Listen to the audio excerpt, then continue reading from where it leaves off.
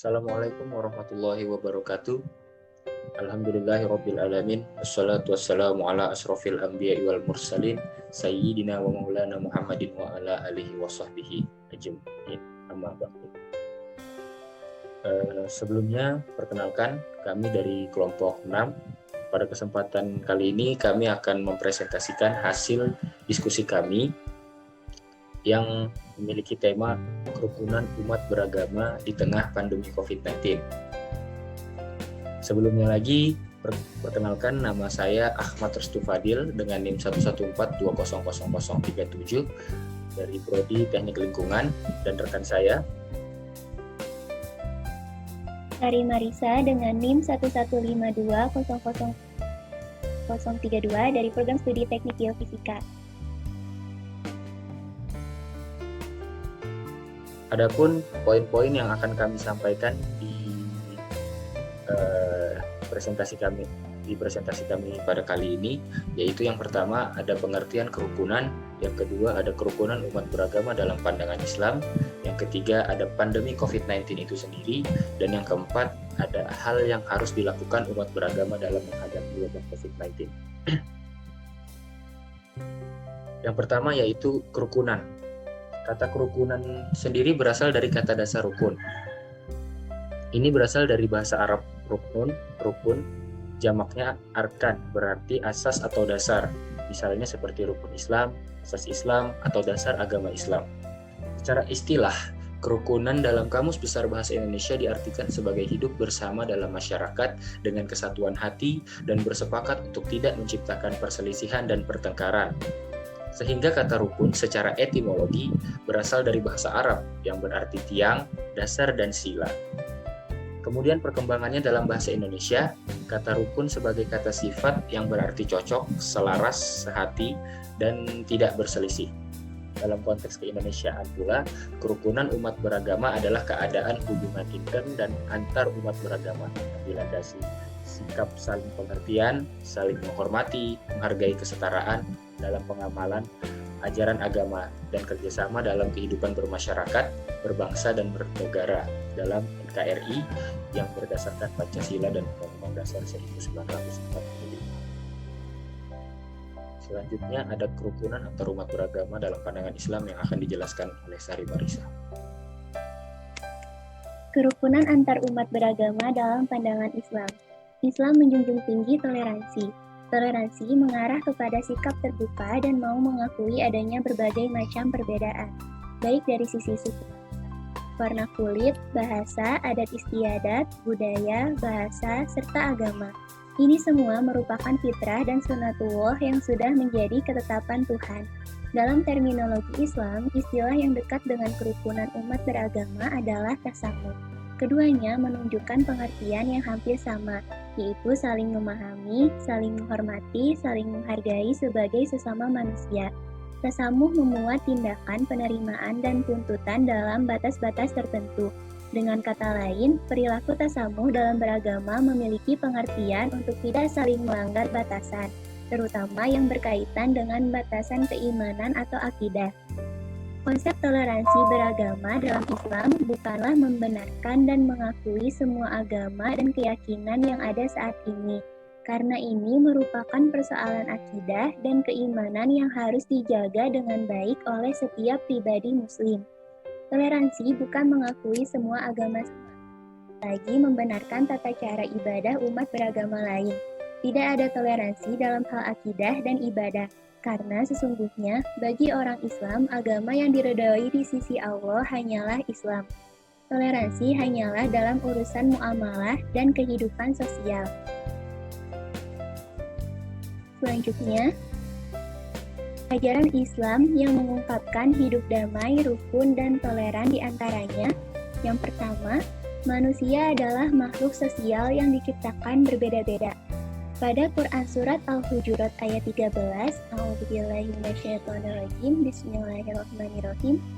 Ya ayyuhan nasu inna khalaqnakum min dzakarin wa untha wa ja'alnakum syu'uban wa qabaila lita'arafu. Inna akramakum indallahi atqakum, innallaha alimun khabir. Yang artinya, Hai manusia, ini menciptakan kamu dari seorang laki-laki dan seorang perempuan, dan menjadikan kamu berbangsa-bangsa dan bersuku-suku, supaya kamu saling kenal mengenal. Sesungguhnya, orang yang paling mulia di antara kamu di sisi Allah ialah orang yang paling bertakwa di antara kamu. Sesungguhnya, Allah Maha Mengetahui lagi Maha Mengenal. Selanjutnya, dilanjutkan oleh Ahmad Estufadil. Lalu poin kedua, yaitu perbedaan keyakinan yang tidak bisa dipungkiri. Pada poin ini Allah Subhanahu wa taala memberikan firman-Nya berupa Quran surah Al-Kafirun ayat 1 sampai 6 yang berbunyi A'udzubillahi minasyaitonirrajim. Bismillahirrahmanirrahim. Qul ya ayyuhal kafirun la a'budu ma ta'budun wala antum 'abiduna ma a'bud wala ana 'abidu ma abattum wala antum 'abiduna ma a'bud lakum dinukum waliyadin. Yang berarti, katakanlah, hai orang-orang kafir, aku tidak akan menyembah apa yang kamu sembah, dan kamu bukanlah penyembah Tuhan yang aku sembah, dan aku tidak pernah menjadi penyembah apa yang kamu sembah, dan kamu tidak pernah pula menjadi penyembah Tuhan yang aku sembah. Untukmu agamamu dan untuk pula agamamu. Yang ketiga, yaitu tidak ada paksaan dalam beragama. Poin ini berdasarkan atas kebebasan nurani lahir. Atas kebebasan nurani ini lahirlah kebebasan beragama. Karena sejak dini Al-Quran dan Sunnah menegaskan bahwa keberagaman harus didasarkan pada kepatuhan yang tulus kepada Allah. Karena itu pula tidak ada paksaan dalam menganut agama. Sebab beragama sumbernya adalah jiwa dan nurani manusia. Dan ketika terjadi paksaan agama, terjadi pula apa yang dinamakan dengan pemasungan nurani. Lalu poin keempat, yaitu mengikuti keteladanan Rasulullah Shallallahu Alaihi Wasallam. Rasulullah Shallallahu Alaihi Wasallam sendiri diutus untuk menyempurnakan akhlak manusia, dan kita diharuskan mengikuti keteladanannya. Terdapat banyak sunnah-sunnah Nabi yang terkait dengan perintah bagi umatnya untuk senantiasa menjaga sikap dan perilaku mereka agar tidak melanggar batas-batas kemanusiaan meskipun kita berbeda dalam keyakinan. Lalu selanjutnya ada COVID-19 yang akan dijelaskan oleh Sari Marisa. COVID-19 adalah penyakit menular yang disebabkan oleh jenis coronavirus yang baru ditemukan. Virus baru dan penyakit yang disebabkannya ini tidak dikenal sebelum mulainya wabah di Wuhan, Tiongkok, bulan Desember 2019. COVID-19 jadi sebuah pandemi yang terjadi di banyak negara di seluruh dunia. Selanjutnya, hal yang harus dilakukan umat beragama dalam menghadapi wabah COVID-19. Pandemi COVID-19 tidak hanya mengancam kesehatan, namun juga mengakibatkan dampak sosial yang membuat gesekan antar kelompok di masyarakat yang bisa mengancam kerukunan. Namun di sisi lain, pandemi COVID-19 ini juga menjadi momentum untuk memperkokoh kerukunan. Sebagai umat beragama dalam menghadapi wabah ini penting melakukan beberapa hal, di antaranya sebagai berikut. Yang pertama, memperkuat landasan atau aturan tentang kerukunan intern dan antar umat beragama. Yang kedua, membangun harmoni sosial dan persatuan nasional dalam bentuk mendorong dan mengarahkan seluruh umat beragama untuk hidup rukun dalam bingkai teologi ideal untuk menciptakan kebersamaan dan sikap toleransi. Yang ketiga, menciptakan suasana kehidupan beragama yang kondusif dalam rangka memantapkan pendalaman dan penghayatan agama serta pengamalan agama yang mendukung bagi pembinaan kerukunan hidup umat beragama. Selanjutnya dilanjutkan oleh Ahmad Estufadil. Lalu untuk poin keempat sendiri, yaitu melakukan eksplorasi secara luas tentang pentingnya nilai-nilai kemanusiaan dari seluruh keyakinan plural umat manusia.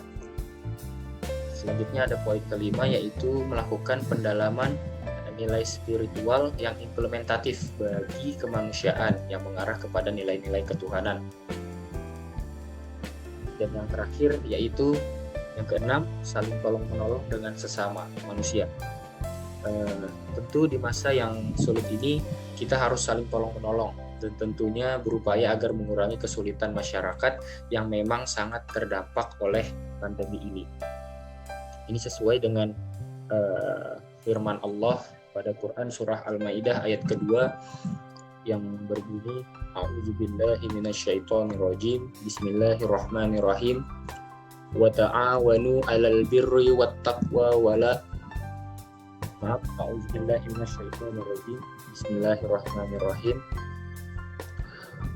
Wa ta'awanu 'alal birri wattaqwa wala ta'awanu 'alal ismi wal udwani wattaqullaha innallaha syadidul iqab. Di mana artinya sendiri yaitu dan tolong menolonglah kamu dalam kebajikan dan takwa dan jangan tolong menolong dalam berbuat dosa dan juga pelanggaran. Dalam kondisi ini penting kiranya kita untuk memperkokoh kerukunan antar umat beragama, membangun optimisme dalam diri individu, keluarga dan lingkungan masyarakat dengan mengoptimalkan peran dan fungsi media sosial sebagai penyebaran konten positif, memerangi berita bohong atau yang biasa kita kenal sekarang dengan hoax, melawan kecemasan dan juga menghindari kepanikan yang berlebihan yang dapat merusak kekebalan tubuh kita atau tubuh kita. Lalu selanjutnya ada kesimpulan dari presentasi kami yang akan disampaikan oleh Sari Marisa. Kesimpulannya, kita tidak tahu kapan pandemi ini berakhir, walaupun para ahli punya prediksi masing-masing.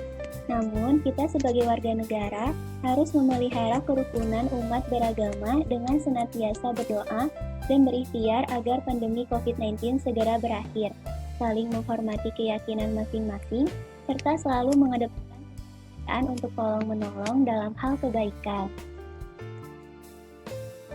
Sekian dari kelompok kami. Mohon maaf bila terdapat kesalahan kata. Wabillahi taufiq wal hidayah. Wassalamualaikum warahmatullahi wabarakatuh.